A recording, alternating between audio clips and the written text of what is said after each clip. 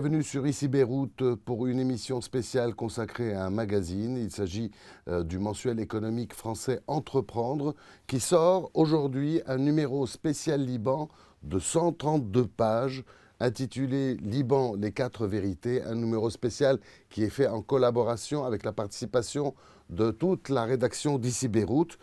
Ce numéro dans les kiosques depuis ce matin est tiré à 75 000 exemplaires. Il va arriver également au Liban bientôt. Il sera disponible d'ailleurs sur notre site. Et ce numéro va faire beaucoup de bruit parce qu'il explique notamment comment l'effondrement économique et financier du pays a été programmé politiquement. On le démontre, preuve à l'appui. Alors il y a beaucoup de reportages et d'articles, il y a sur les différents plans économiques des gouvernements successifs, sur le scandale absolu de l'électricité du Liban, 45 milliards de dollars et pas d'électricité. Il y a un entretien avec le gouverneur de la Banque centrale, Riyad Salamé, l'enquête sur le port de Beyrouth, sur l'explosion au port de Beyrouth, où ça en est, c'est au point mort. Un point sur l'émigration libanaise, notamment à Dubaï, un focus sur Tripoli, qui est devenue, on ne sait pas trop comment, la ville la plus pauvre de tout le bassin méditerranéen, un portrait du commandant en chef de l'armée libanaise, beaucoup d'autres articles. Alors, pour vous donner un avant-goût de ce que vous allez pouvoir lire, regardez ce rapide résumé.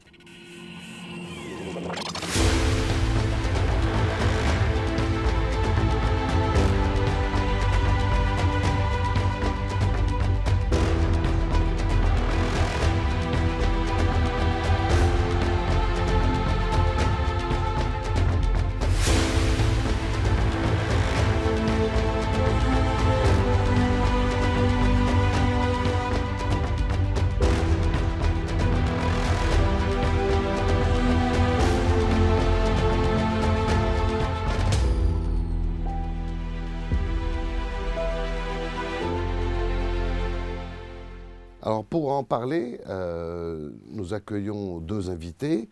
Un qui a écrit dans le magazine Entreprendre, il s'agit de Fadi Rahmeh, qui est, bonjour Fadi, bonjour, qui est politologue, enseignant à l'Institut d'études politiques à Paris, membre de l'ONG 100% Liban, on vous connaît bien.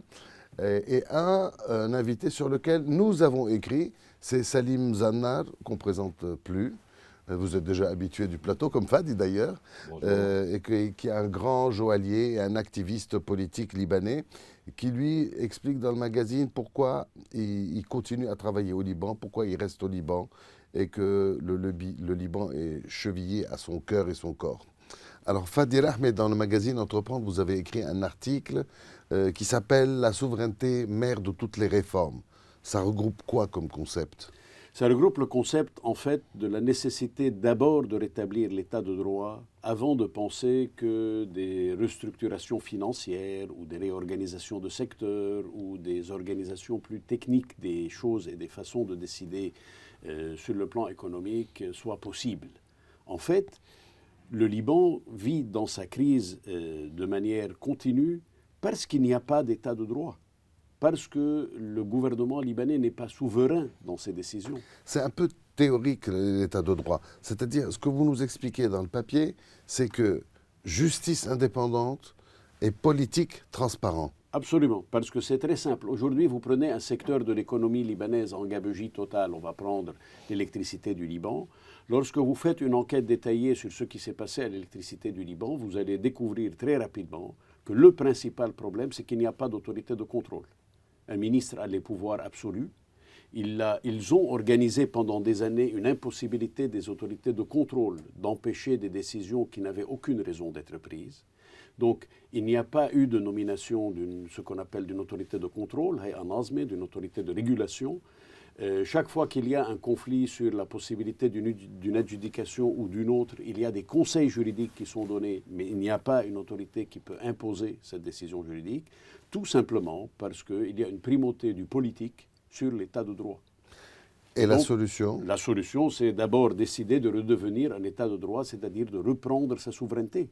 Et dans votre article, vous parlez du tiercé gagnant. Ça va beaucoup plaire aux lecteurs. Moi, je pense qu'il y a 3 chiffres qui comptent. Et tous les autres ne peuvent qu'en découler. Ce sont les 3 chiffres liés aux résolutions internationales des Nations Unies que le Liban a signées et qu'il n'applique pas. Et ces résolutions sont très claires et très précises sur ce qui doit se faire pour rétablir la souveraineté du Liban. D'abord, sur son appareil judiciaire. Ce sont lesquelles, les 3 La résolutions? 1559, qui parle du désarmement des milices. Aujourd'hui, au Liban, nous devons reconnaître qu'il y a une force qui s'appelle le Hezbollah, qui est supérieure à la force de l'État. La deuxième chose, c'est la 1701. Nous avons commencé à aller dans ce sens parce qu'elle délimite nos frontières avec Israël et permettra petit à petit d'aller vers une souveraineté plus précise et une fin de l'état de belligérance. On verra pour la paix beaucoup plus tard. Et il y a la 1680 qui est celle qui délimite nos frontières avec la Syrie. Or, où est parti l'argent? L'argent est parti, d'accord, dans la gabegie des hommes politiques qui en ont profité, mais beaucoup dans la contrebande. La contrebande, c'est l'absence de contrôle de ton territoire. Vous avez un exemple d'ailleurs précis, on en parlait avant l'émission. Il est tout simple, c'est combien d'hydrocarbures nous avons importés et est-ce que nous en avions besoin? Et puis petit à petit, nous avons compris que cet hydrocarbure était importé pour nous et pour soutenir le régime syrien. Nous ne pouvons pas être à la fois la Banque centrale du Liban et la Banque centrale de la Syrie, nous n'avons pas assez de réserves. Ça, ce n'est pas des gens qui ignorent que nous ne devons pas le faire. C'est des gens qui ne veulent pas le faire ou qui veulent le faire. Selim Zannar, est-ce que vous pensez que c'est utile de parler à un public français? Est-ce que vous pensez que ce genre d'exercice, un spécial Liban, est utile? Parce que c'est surtout destiné à des lectorats français. Vous savez, moi-même, je viens aussi d'une culture française. Et la France, elle m'a aussi poli comme jamais on polit une pierre précieuse, je dirais. Et je m'aligne sur ce que Fadi vient de me dire, et certainement que les relations franco-libanaises sont assez fortes et nous sommes une société qui a beaucoup de ressemblances avec la France. Et dans l'article qui vous est consacré, on comprend que vous auriez parfaitement la possibilité de quitter le Liban, mais que vous restez, que vous gardez vos employés et que vous vous développez au Liban et que vous créez au Liban. Vous savez, je viens de ce patelin, Beyrouth circule dans mes veines et certainement que la tentation de quitter le Liban a été à plusieurs fois ressentie dans mes entrailles.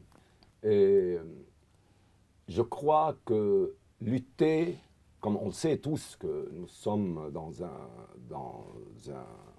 entourage, c'est une société qui vit géographiquement dans une région du monde où pullule tout genre d'extrémisme, où le milicien brutal faisait la loi, et il l'a fait parfois encore.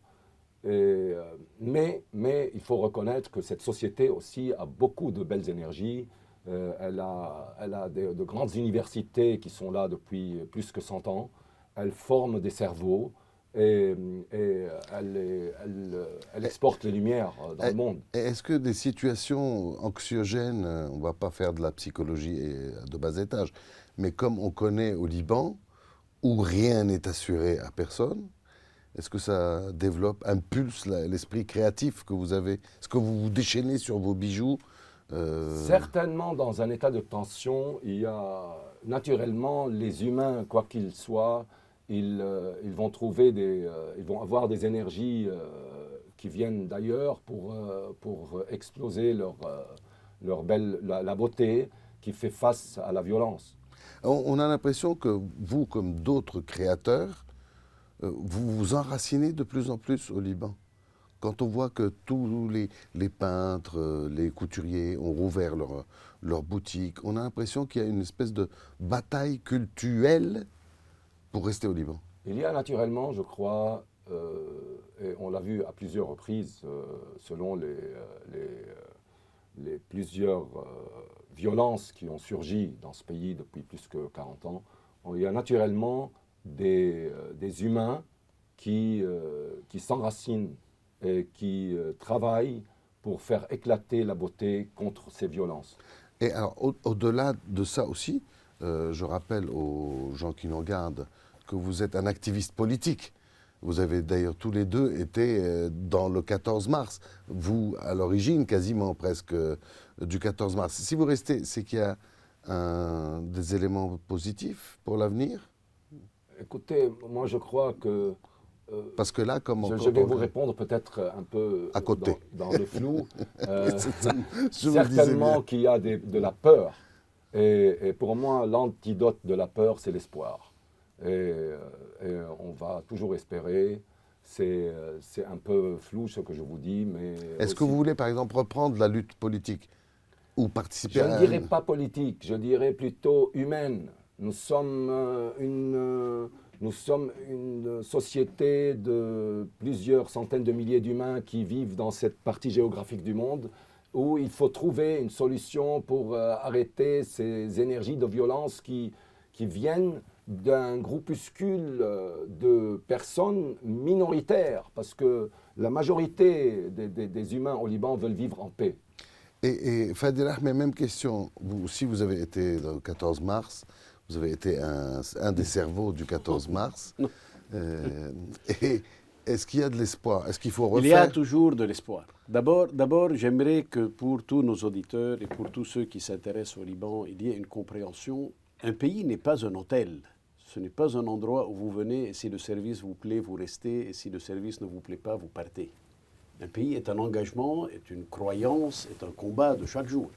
Et c'est très difficile dans beaucoup de pays du monde. Le nôtre n'est pas le seul. Mais d'abord, il y a un message à travers le Liban qui vaut la peine et il faudrait se battre pour maintenir ce message parce qu'il n'est pas seulement pour nous, c'est-à-dire pour les populations du Proche-Orient, mais il est aussi un message pour l'ensemble de l'humanité sur la capacité de créer des sociétés pluralistes dans lesquelles les gens peuvent vivre.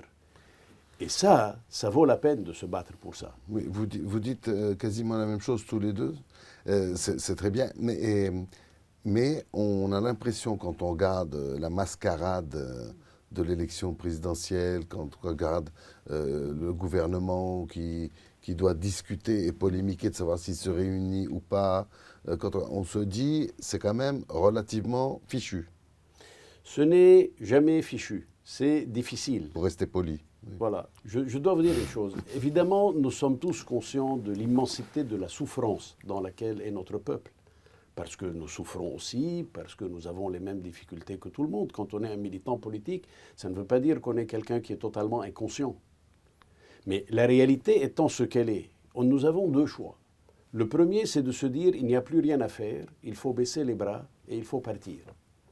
Ce n'est pas le choix que j'ai fait. Je suis de ceux qui sont revenus, alors que je travaillais à l'étranger pendant des dizaines d'années. Mais je ne propose ce choix à personne, c'est un choix individuel. Et chacun a ses circonstances et il faut le comprendre. Mais se battre pour un pays, se battre pour ses idées, améliorer l'avenir pour ses enfants, est une responsabilité que chacun décide de prendre ou de ne pas prendre. Salim, un ami me disait il y a quelques années, le Liban est une maladie incurable. Quand on voit ce qui se passe depuis quelques jours avec l'arrivée des 700 000 expatriés, ces bouchons qui ont décuplé tout d'un coup, ces embouteillages, c'est vrai, c'est une maladie incurable. Moi, je crois que le Liban, c'est pas le Liban qui est une maladie incurable, c'est la situation humaine. Les humains, quand ils vivent ensemble, ils vont avoir beaucoup de problèmes. On a besoin de solutions au Liban. Comme chez les Helvètes et les Danois. Oui. Je ne croyais pas qu'on est pire que d'autres. Ça n'existe plus, les Helvètes, hein, c'est les Suisses. Mais voyons, aux États-Unis, les États-Unis, aujourd'hui, on a vu il y a presque 2 ans qu'on allait tomber dans une dictature. Oui. Nous sommes pas à l'abri de quelques humains passionnés fous avec des égos, et on voit aujourd'hui les blocs du monde sont divisés entre les dictatures bien enracinées qui punissent leur peuple et des gens qui croient dans les démocraties qui ne sont pas des idéaux. Quand je disais maladie incurable, c'était dans le sens de on ne peut pas se débarrasser du Liban et qu'on a beau partir, on revient toujours. C'est ça qui est peut-être un peu spécifique. Et c'est ça qui permet au Liban de durer. Oui. D'abord, c'est un pays dans la souffrance depuis des centaines d'années. Je pense que sur un regard historique qu'on ferait sur le Liban, le 19e, le 20e siècle et maintenant avec le démarrage du 21e sont des siècles qui ont connu de très gros drames, des massacres, des famines, etc. Et pourtant, il y a toujours des Libanais là. Oui. Il y a aussi, excusez-moi, il y a aussi l'équation que ce pays où habitent un peu plus que 4 millions d'humains, il y a 12 millions en expat. Oui. Alors cette équation, elle est un peu rare sur... Alors, ce magazine que nous avons fait avec Entreprendre tend à démontrer l'effondrement programmé par phase de l'économie libanaise, décidé par des politiques pour des raisons qui peuvent échapper ou pas d'ailleurs aux gens. Et on explique ça. Et on donne par exemple l'histoire du FMI. On explique que les députés n'ont pas de plan de FMI. Il n'existe pas. En fait, c'est un plan des gouvernements libanais. Pourquoi alors on nous parle toute la journée du FMI? Parce que celui qui veut éviter de faire les réformes qui sont devenues indispensables a besoin d'une explication sur sa résistance au changement. Alors il essaye d'expliquer que ce que le FMI demande est socialement inassumable par la population et c'est la raison pour laquelle il résiste à cette dictature. Ce que le FMI va nous demander serait ce que n'importe quel État au monde vous demanderait s'il devrait vous passer de l'argent. La première chose qu'il va vous dire, c'est montrez-moi que vous avez des autorités de contrôle. Dites-moi que vous pouvez réunir votre conseil des ministres et nommer une autorité de gouvernance sur les grands secteurs sur lesquels vous êtes en faillite. Arrêtez-moi un système de subvention qui n'a servi qu'à pomper vos réserves et vous débarrasser de vos capacités d'intervenir pour maintenir votre monnaie au nom d'une nomination de fonctionnaires qui était tout à fait inutile. Donc il va vous demander des choses que n'importe quel père de famille raisonnable vous demanderait si vous aviez des dettes. Ces choses, on ne peut pas les donner. Et il y a un banquier que nous avons interviewé pour Entreprendre qui nous explique même que la faillite est organisée. C'est-à-dire qu'il n'y avait aucune raison, par exemple, de faire défaut sur les eurobonds, parce qu'à l'époque, on avait 30 milliards de dollars de réserves à la Banque centrale, alors que l'Égypte, après 3 plans de FMI et 100 millions d'habitants, n'a que 6 milliards de réserves, et qui ne fait pas faillite. Elle ne fait pas faillite, l'Égypte. Mieux. Je veux supposer que nous avions une bonne décision de ne pas payer. Est-il possible que nous ayons pris la décision de ne pas payer sans parler avec nos créditeurs, sans se réunir, sans décider lentement pourquoi on le décide, etc. Parce que comme ça, d'autorité, quelqu'un a décidé qu'on n'allait plus payer, que nous allions devenir un État en défaut. Et du jour au lendemain, nous sommes devenus un État en défaut qui a 30 milliards dans sa banque centrale et qui n'a pas 2,5 milliards à payer et qui ne veut pas négocier avec ceux qui ont souscrit à cette dette. Est-ce que c'est par ignorance? Ça, c'est la vraie question. Salim Dana, quand on lit tous les plans, on tombe sur la tête parce que on se dit pourquoi ils prennent tout ça à l'envers. C'est-à-dire que les plans successifs attaquent le secteur privé, sans parler du secteur public, qui lui, au Liban, est pas un mammouth, mais c'est un diplodocus, le secteur public. Le secteur public libanais est super hypertrophié. Donc pourquoi? On veut faire payer le secteur privé. Pourquoi? Pour le faire disparaître. C'est-à-dire, commerçants, on leur augmente les taxes, le banquier, les gens, on veut leur enlever leur argent. Je crois que ça, c'est un détail, mais dans l'ensemble, on revient à l'impunité, comme il a dit Fadi au début. C'est l'impunité qui laisse des personnes sévir dans la kleptocratie. Quand il y a une impunité, directement, il y a l'humain, il prend ses aises, même aux États-Unis, comme Donald Trump, par exemple. Et donc, vous n'avez pas peur pour le secteur privé? Parce que j'entends aussi que le secteur privé libanais est en fait l'un des plus sains au monde, puisqu'il a purgé ses dettes avec cette histoire de Lollard, et ils ont remboursé les dettes, les gens du secteur privé. Pourquoi il y a encore là un acharnement sur le secteur privé, comme si on voulait vraiment détruire l'économie pour la donner à d'autres? Je ne crois pas que c'est vraiment un acharnement. Il y a un moment, il y a aussi une responsabilité du secteur privé, parce que le secteur privé, c'est une partie de la société aussi. La société c'est un ensemble. Oui, mais il faut est que sain. tous ensemble, Oui, on trouve une solution. Et Fadi Rahmé, ce secteur privé qui se porte pas si mal que ça. Voilà, il est en train de remonter la pente. On le punit parce qu'on n'a pas envie de prendre les vraies décisions. Prenons un exemple tout bête. La fonction publique pléthorique et du clientélisme politique. Nous avons 225 000 fonctionnaires, nous pourrions nous en sortir avec 100 000 peut-être. Bon. L'homme politique qui doit décider de ça, il doit décider, soit il augmente les taxes pour pouvoir continuer à payer une masse de fonctionnaires dont une grande partie est, comme on l'a dit, nommée pour des considérations politiques, soit prendre la décision de réduire la taille de la fonction publique. Beaucoup préfèrent la première option.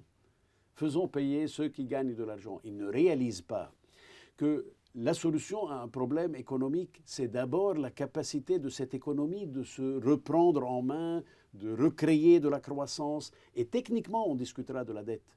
C'est comme lorsque vous allez chez un banquier. Si vous gagnez de l'argent et que vous avez une grande dette, vous pouvez vous asseoir avec lui et lui dire « voilà mon plan pour rembourser la dette ». Oui. Mais on ne peut pas commencer à dire à une famille « vous allez repayer toutes vos dettes » sans se poser la question avec quel argent il va venir d'où. Dans la série L'effondrement programmé, par exemple, cette augmentation des taxes dans tous les sens, enfin, n'importe quel étudiant en première année d'économie sait que les investisseurs, quand les taxes augmentent, ils s'enfuient. Et il faut baisser les taxes. Pourquoi on augmente les taxes? Parce que nous regardons les solutions à court terme en nous disant nous avons besoin demain de tant d'argent, allez, on va mettre une taxe et ça va ramener de l'argent. C'est une erreur. Il y a un très grand économiste qui s'appelle M. Laffer qui a eu un prix Nobel d'économie parce qu'il a démontré mathématiquement cet adage populaire qui dit trop de taxes tue la taxe. C'est évident dans tous les pays du monde. La surtaxation des secteurs entraîne leur arrêt entraîne des licenciements et on ne doit pas regarder la taxe comme un instrument pour faire rentrer de l'argent, mais comme un instrument pour stimuler l'économie. C'est une approche tout à fait différente qu'il faut avoir de la taxe. Alors, je vous le disais en introduction, ce numéro du magazine Entreprendre en coopération, en collaboration très étroite avec ICI Beyrouth est sorti aujourd'hui. Alors, il y a de nombreux journalistes d'ICI Beyrouth qui ont écrit des articles. Alors, je vous propose de les découvrir. Ils vont vous montrer les articles qu'ils ont écrits. Et comme ça met un visage sur des mots. Je m'appelle Rola Beydoun. Le titre de mon article est « Journaliste, ici on tue ». Je m'appelle Antoine Courban, éditorialiste. Le titre de mon article est « Liban, une nation éternelle qui résiste aux crises ». Je m'appelle Rémi Amalvi et j'ai écrit l'article « Les jeunes au Liban, le temps du Sofsi ». Je suis Liliane Mokbel, j'ai écrit 2 articles. Le premier s'intitule « Al-Qard al-Hassan, la banque illégale du Hezbollah ». Et le deuxième article, quand le secteur privé planche sur un plan alternatif de sortie de crise. Je m'appelle Tilia Hello et mon article s'intitule « L'effondrement de l'État libanais, un suicide organisé d'une nation ». Je m'appelle Sami Archoff et mon article s'intitule « Les avoirs de l'État, une manne confisquée ou non exploitée ». Je m'appelle Maxime Pluvinet et j'ai écrit l'article « Tripoli la libanaise, l'oubliée de la Méditerranée ». Je m'appelle Natacha Metni et j'ai écrit l'article sur l'explosion du port de Beyrouth, les enquêtes qui tournent autour. Je m'appelle Nada El Kurdi et mon article s'intitule « Le Hezbollistan, un havre de guerre ». Je m'appelle Belinda Ibrahim et mes 2 articles s'intitulent « Salim Mouzannar, le joaillier résistant » et « Dans la tête des Libanais au fil des épreuves ». Je m'appelle Nicolas Bech et j'ai écrit la crise économique 2019-2022, les années perdues, et chronique de déconstruction économique. Je m'appelle Elisiadé, j'ai écrit l'article Mandat Aoun, le chaos, l'isolement et le début de l'effondrement, ainsi que l'article Justice, un Aoun peut en cacher une autre. Je suis Nada Meraï, mon article s'intitule Santé et éducation, un même élan déclin. Je m'appelle Dori Ziadé. Et je m'appelle Nicolas To. Nous avons pris la plupart des photos de ce numéro spécial.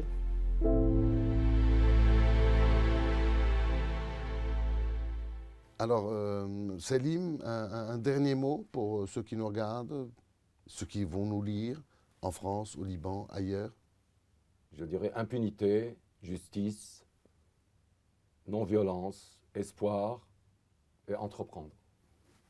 Merci Salim. Merci. Et Fadi? Et moi je dis, ayez confiance. Ayez confiance. C'est une année très difficile dans l'histoire, une période très difficile dans l'histoire de notre pays. Mais il faut avoir confiance. Il faut continuer d'entreprendre. Que chacun de nous, dans son cadre à lui, essaye d'améliorer les choses. Et c'est l'effort individuel de chacun qui fera la différence. Et le changement est une responsabilité de chacun. Il n'y a pas eux et nous. Il y a un citoyen qui doit se lever le matin et dire comment je peux changer ma réalité pour que j'avance, chacun à son niveau. Et notre pays a pu se relever de crises tout aussi difficiles. Garder confiance et continuer d'entreprendre. Merci. Ici, c'est Beyrouth, c'est le vrai Beyrouth. Merci Selim, merci beaucoup, ça nous touche beaucoup. Merci de vos compliments, merci d'avoir accepté notre invitation. Restez sur Ici Beyrouth avec plein d'images, plein de reportages, plein de vidéos toute la journée et vous pouvez retrouver cette émission et toutes les autres d'ailleurs sur l'ensemble de nos réseaux sociaux qui s'affichent là juste en bas de l'écran. L'info est en permanence présente sur Ici Beyrouth, c'est le lieu où il faut s'informer.